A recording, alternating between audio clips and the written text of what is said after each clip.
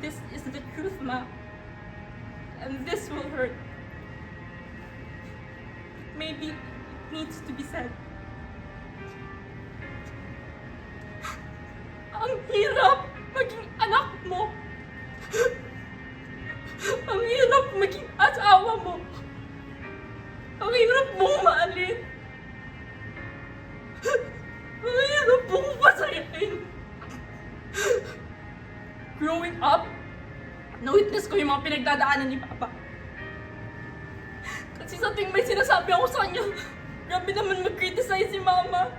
Nahayaan niya lang, hindi na-depensa ang kanya eh.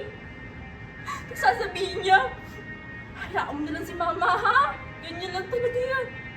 Ganyan lang talaga yan, maglabas na sama ng loob. Through words. And if you only knew how much your words hurt, Ma.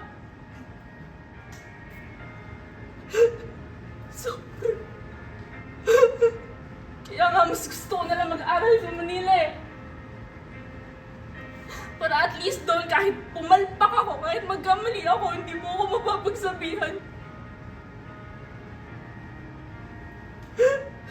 Ma, kung alam mo lang,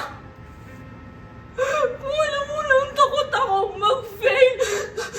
Takot na takot ako mag-fail. Kasi baka mabawasan yung pagmamahal mo sa akin. Tulad ng kung paano mabawasan yung pagmamahal mo kay Papa.